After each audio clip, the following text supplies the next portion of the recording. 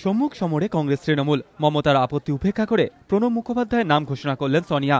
পূর্ব ঘোষণা মতোই ইউপিএর বৈঠকে থাকলো না ইউপিএর দ্বিতীয় বৃহত্তম শরিক তৃণমূল। বাকি শরিকদের নিয়েই প্রণবকে রাইসিনা হিলসের রেসে নামালেন ইউপিএ চেয়ারপারসন। এই পরিস্থিতিতে যে প্রশ্নটা অনিবার্য হয়ে উঠছে তা হলো, এবার কি তাহলে কংগ্রেস তৃণমূলের সম্পর্কে ছেদ পড়তে চলেছে? মমতা কি শেষ পর্যন্ত ইউপিএ ছাড়বেন? কংগ্রেস এখনো বলছে মমতা বন্দ্যোপাধ্যায় তাদের শরিক। মমতাকে ছোট বোন আখ্যা দিয়ে তার সমর্থনও চেয়েছেন ইউপিএর রাষ্ট্রপতি পদপ্রার্থী Pranab Mukhopadhyay. Mamata is my valued colleague. She is Chief Minister of West Bengal, popular leader, like my sister.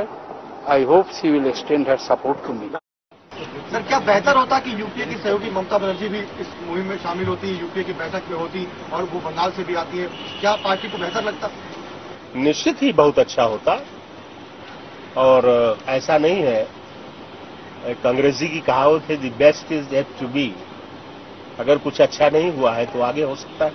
উল্টো দিকে নিজের অবস্থানে এখনো অনড় মমতা বন্দ্যোপাধ্যায়। কিন্তু তিনি কি ইউপিএ ছাড়বেন? বৃহস্পতিবার মহাকরণ থেকে বেরোনোর আগে এই প্রশ্নের সরাসরি কোনো উত্তর দেননি মুখ্যমন্ত্রী।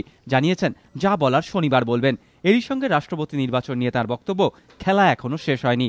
মুলায়মের অবস্থান বদল সম্পর্কে সরাসরি কোনো মন্তব্য করা থেকে বিরত থেকেছেন তৃণমূল নেত্রী। No, I'm not saying so. He's a political leader. I can't say like this. But he made a U-turn. Why is okay? Political party, they can take their decision.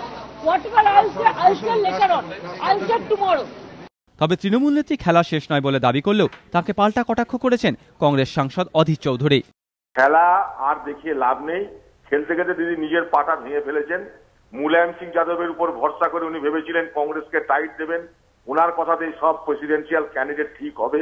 কিন্তু সেই মুলায়ম সিং যাদব নিজেই পাল্টি খেয়ে আজকে বলেছে কংগ্রেসকে সমর্থন করি, প্রণববাবুকে সমর্থন করি। এরপর একের পর এক সমর্থককারী দলের সংখ্যা বাড়তে থাকবে। এটা দিদিকে আমি বলে দিতে চাই, এবং দিদি আগামী দিনে একা হবে। विशेष कर प्रेसिडेंशियल इलेक्शन दीदी के एका होते हैं। आज उन्होंने कहा है कि खेल अभी तक समाप्त नहीं हुई है, लेकिन हमारे तरफ से तो खेल खत्म हो चुके हैं। जब प्रणब जी का नाम आ गया सामने, उन्होंने सोच रही है कि खेल अभी तक है, मतलब एक्स्ट्रा टाइम खेलने वाली है, तो खेल वो खेलेगी। हमारे तरफ से खेल खत्म हो गए। From her side she said that the game is not over, definitely there will be a cross voting. সব মিলিয়ে শেষ হয়েও যেন শেষ হচ্ছে না রাষ্ট্রপতি নির্বাচনের এই টান টান নাটক।